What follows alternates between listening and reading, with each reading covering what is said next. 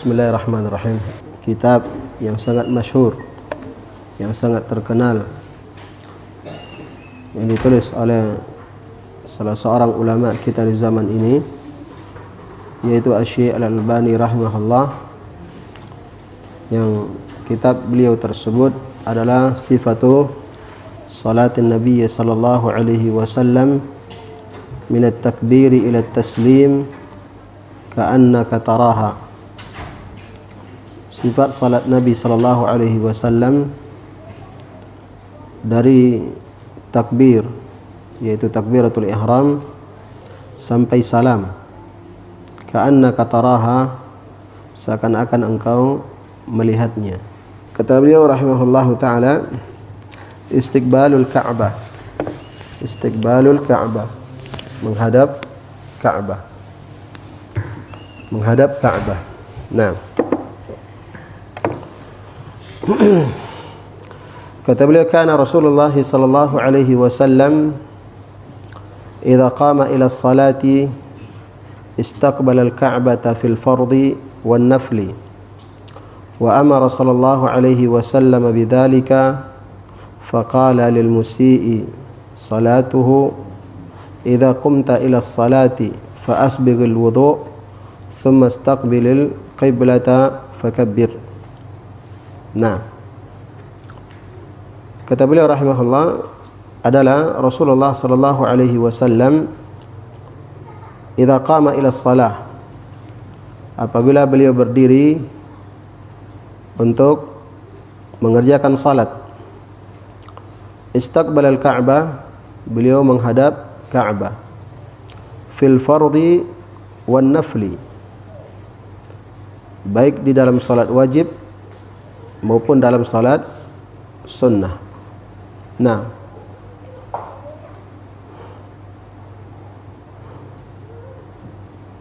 kemudian kata beliau, wa amara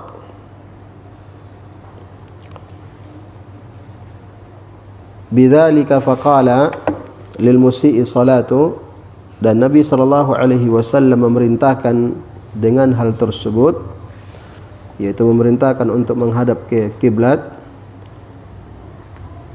Beliau bersabda kepada seseorang yang tidak bagus salatnya. Nah, kata beliau, idza qumta ila salati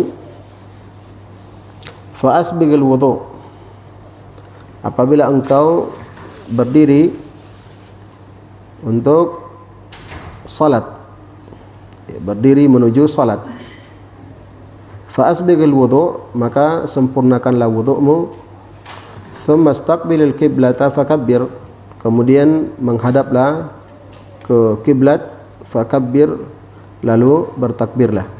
Nah, lalu bertakbirlah. Baik. Maka ini dua hadis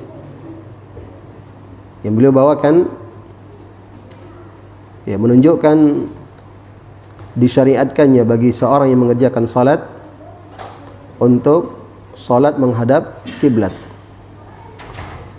Hadis yang pertama itu ditunjukkan dari perbuatan Nabi sallallahu alaihi wasallam, bahwa beliau apabila salat, apakah salat wajib atau salat sunnah, maka beliau menghadap kiblat. Hadis yang kedua adalah berupa perintah dari Nabi sallallahu alaihi wasallam, dan tentunya perintah itu pendalilannya lebih kuat daripada hanya sekedar perbuatan Nabi sallallahu alaihi wasallam.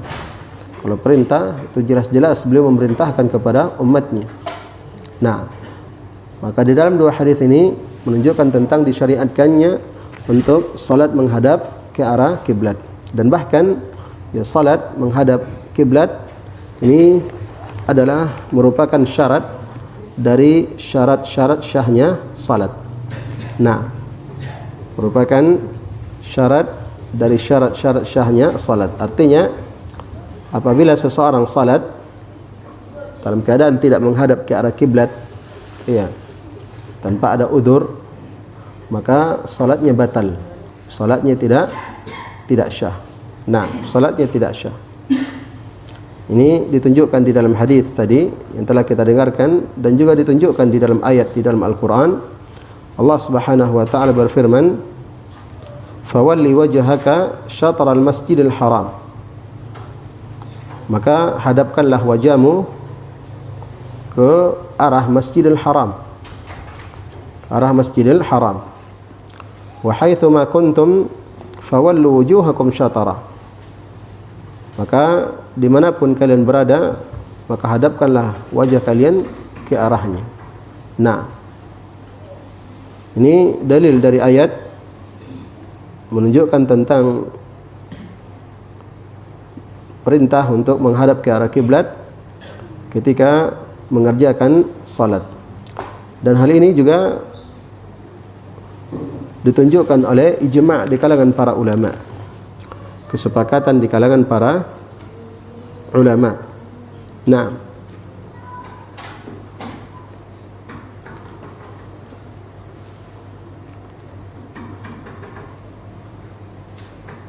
Imam An-Nawawi rahimahullahu taala mengatakan, istiqbalul qiblati syartun li sihhati shalah illa fil halaini al-madhkuraini على تفصيل يأتي فيهما في موضعهما وهذا لا خلاف بين العلماء فيه من حيث الجملة. Kata Imam An-Nawawi rahimahullah di dalam Al-Majmu', menghadap kiblat, ya, maksud kiblat di sini adalah Ka'bah. Menghadap kiblat adalah syarat syahnya salat, kecuali pada dua keadaan. Kecuali pada dua keadaan yang disebutkan, dan pembahasan secara terperinci tentang hal tersebut akan disebutkan pada tempatnya, kata beliau. Kemudian setelah itu beliau mengatakan, wa hadza la khilafa bainal ulama'i fihi, dan ini adalah sesuatu yang tidak ada khilaf, perselisihan di kalangan para ulama tentangnya, min haitsul jumlah, ya, secara ya umum. Nah, taib. Jadi menghadap ke arah kiblat ini adalah merupakan syarat dari syarat-syarat syahnya salat. Nah, syarat dari syarat-syarat syahnya salat. Artinya siapa yang salat sengaja dalam keadaan tidak menghadap ke arah kiblat, maka salatnya tidak syah. Jelas? Taib. Kemudian ya, kemudian menghadap ke arah kiblat ini, nah, menghadap ke arah kiblat ini terbagi dua. Yang pertama adalah menghadap ke Ainul Ka'bah, ke Ka'bahnya secara langsung. Ini bagi orang yang melihat dan menyaksikan Ka'bah tersebut. Jadi bagi orang yang melihat dan menyaksikan Ka'bah, maka wajib baginya untuk menghadap persis ke arah Ka'bah tersebut, ke ain Ka'bahnya. Ini yang pertama. Berkata Imam Ibnu Qudamah Al-Maqdisi rahimahullah, penulis kitab Lum'atul I'tiqad, di dalam kitabnya Al-Mughni, kata beliau, "Tsumma in kana mu'ayyanan lil Ka'bah fa farduhu as-salatu ila fafaradahu as-salatu ila ainiha la na'lamu fihi khilafan." Fafarduhu as-salatu ila ainiha la na'lamu fihi khilafan. Kemudian apabila seseorang itu melihat Ka'bah, nah, melihat Ka'bah secara langsung di hadapannya, maka wajib baginya untuk salat menghadap ke ain Ka'bah tersebut. Dan kami tidak mengetahui ada khilaf di kalangan para ulama di dalam perkara ini. Ini yang pertama. Kemudian yang kedua, menghadap ke arah menghadap ke Ka'bah ketika salat itu adalah menghadap ke arah kiblat. Menghadap ke arah kiblat. Dan ini bagi orang yang jauh dari Ka'bah dan tidak melihat Ka'bah tersebut secara langsung, maka cukup baginya untuk solat menghadap ke arah Ka'bah tersebut. Ya, cukup baginya menghadap ke arah Ka'bah. Walaupun tidak persis kena Ka'bahnya, maka tidak mengapa. Yang penting dia menghadap ke arahnya. Ini yang kedua, yaitu bagi orang yang jauh dari Ka'bah dan dia tidak melihat dan menyaksikan Ka'bah tersebut. Dipahami? Nah, dalilnya nanti akan disebutkan oleh penulis rahimahullah, ma bainal masyriqi wal maghribi qiblah, antara timur dan barat adalah kiblat. Antara timur dan barat adalah kiblat. Nah, ini maksudnya ini bagi penduduk Madinah, karena kiblat mereka ke arah selatan. Ya, maka antara timur dan barat mengarah ke selatan itu adalah kiblat. Ya, kalau kita berarti antara selatan dan utara menghadap ke arah barat. Ya. Maka ini bagi orang yang jauh dari Ka'bah, tidak melihat dan menyaksikan Ka'bah secara langsung, maka cukup baginya menghadap ke arah Ka'bah. Dan tidak harus persis mengenai Ka'bah itu sendiri. Dan ini adalah pendapat jumhur para ulama rahimahumullahu ta'ala. Nah, baik. Kemudian kita lihat hadis yang berikutnya. Kata penulis rahimahullah, wa kana sallallahu alaihi wasallam fi safari yusalli an-nawafila ala rahilatihi wa yutiru 'alaiha haitsu tawajjahat bihi syarqan wa gharban. Nah, kata beliau, dan adalah Rasulullah sallallahu alaihi wasallam fi safar, di dalam safar, yusalli nawafil, beliau mengerjakan salat sunnah, mengerjakan salat sunnah ala rahilatihi, di atas kendaraan beliau, di atas kendaraan beliau. Wa yutiru 'alaiha, dan Nabi sallallahu alaihi wasallam mengerjakan salat witir di atasnya, yaitu di atas kendaraan tersebut, haitsu tawajjahat bihi, kemanapun kendaraan tersebut menghadap. Ya, kemanapun keadaan kendaraan tersebut menghadap. Syarqan wa gharban, apakah ke timur atau ke barat?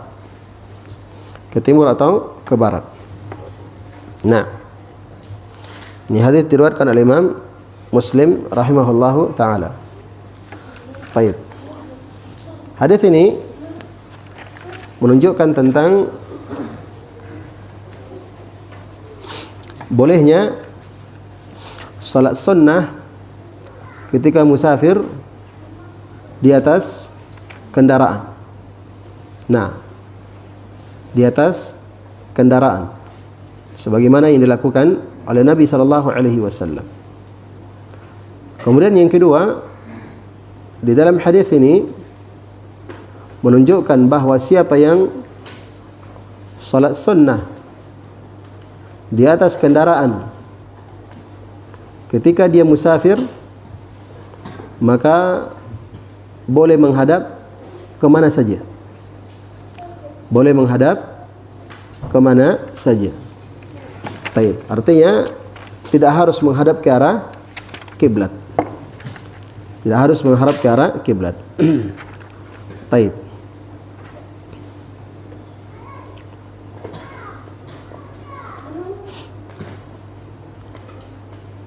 Berkata Imam Asy-Syirazi rahimahullah dalam Al-Muhadzab, kata beliau, istiqbalul qiblati syartun fi sihhatiha illa fi halataini. Kata beliau, menghadap kiblat adalah syarat syahnya salat. syarat syahnya salat. Illa fi halataini, kecuali pada dua keadaan. Kecuali pada dua keadaan. Yang pertama adalah fi syiddatil khauf, ketika takut yang sangat. Nah, dalam kondisi yang takut, ya. Ini yang pertama, boleh solat dalam keadaan tidak menghadap kiblat. Kemudian yang kedua kata beliau, wa fin nafilati fis safar. Yang kedua adalah ketika solat sunnah, mengerjakan solat sunnah fis safar, ketika musafir. Ketika musafir. Taib. Ini musafir, ya, salat sunnah di atas kendaraan ketika musafir. Ini yang kedua, boleh untuk tidak menghadap ke arah kiblat. Ini ditunjukkan di dalam hadis yang telah kita dengarkan tadi. Taib. Kemudian hadis yang berikutnya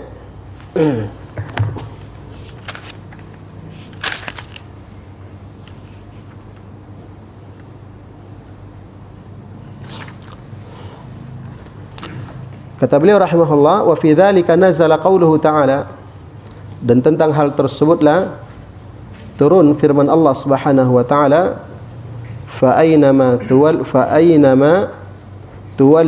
fa thamma wajhullah. Nah, kemanapun kalian menghadap, maka di sana wajah Allah Subhanahu wa taala. Maka di sana wajah Allah Subhanahu wa taala. Taib. Ya, jadi sebab turunnya ayat ini adalah berkaitan dengan salat sunnahnya Nabi sallallahu alaihi wasallam di atas kendaraan ketika musafir.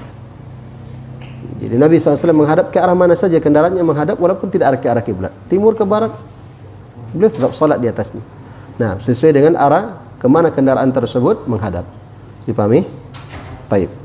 Kemudian hadis yang berikutnya, wa kana ahyanan idza arada an yatatawwa'a ala naqatihi istaqbala biha al-qiblata fakabbara thumma shalla haitsu wajjahahu rikabuhu. Nah, wa kana ahyanan, dan kadang Nabi sallallahu alaihi wasallam idza arada an yatatawwa', apabila beliau ingin salat sunnah, ala naqatihi, di atas onta beliau, istaqbala bihal qiblata fakabbir, maka Nabi sallallahu alaihi wasallam menghadapkannya ke arah kiblat, fakabbir, lalu beliau bertakbir. Nah, thumma shalla haitsu wajjahahu rikabuhu. Kemudian setelah itu Nabi sallallahu alaihi wasallam salat ke arah mana saja kendaraannya tersebut menghadap. Ya. Jadi pada sebagian keadaan Nabi sallallahu alaihi wasallam kalau salat sunnah di atas kendaraan, di atas kendaraan, maka ketika ingin bertakbir, beliau hadapkan dulu ke arah kiblat, lalu kemudian beliau bertakbir. Kemudian setelah bertakbir, terserah kendaraannya menghadap ke mana, Nabi teruskan salatnya. Dipahami? Nah, kemudian selanjutnya kata beliau rahimahullah, wa kana yarka'u wa yasjudu ala rahilatihi ima'an bi ra'sihi wa yaj'alu sujuda akhfada min ar-ruku'.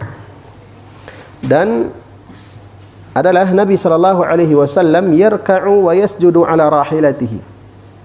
Beliau rukuk dan sujud di atas kendaraannya.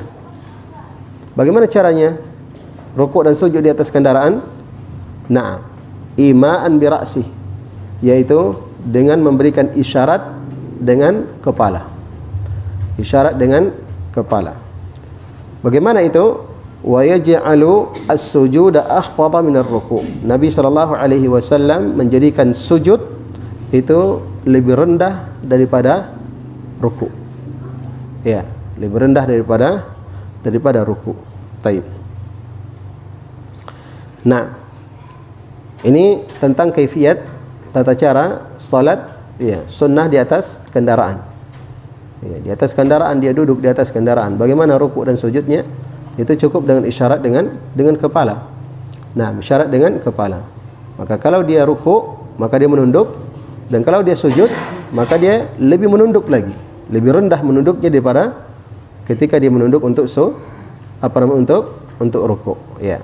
Jadi dengan menggunakan isyarat. Isyarat dengan apa? Isyarat dengan kepala. Ya, bukan isyarat dengan tangan, tapi isyarat dengan kepala. Taib. Kemudian ya. Jadi isyaratnya ini dengan kepala ketika apa? Rukuk dan sujud. Ya, adapun ketika berdiri, ketika i'tidal, ketika duduk, ya, maka posisi lurus duduk. Ya, duduk lurus. Ya, nanti berikan isyarat hanya ketika rukuk dan sujud. Ya, sujudnya lebih rendah daripada rukuknya. Nah, menunduknya lebih rendah ketika sujud daripada ketika rukuk. Kemudian wakana sallallahu alaihi wasallam idza arada ay yusalli al-fariidata nazala fastaqbala al-qiblah. Naam, nazala fastaqbala al-qiblah. Dan adalah Nabi sallallahu alaihi wasallam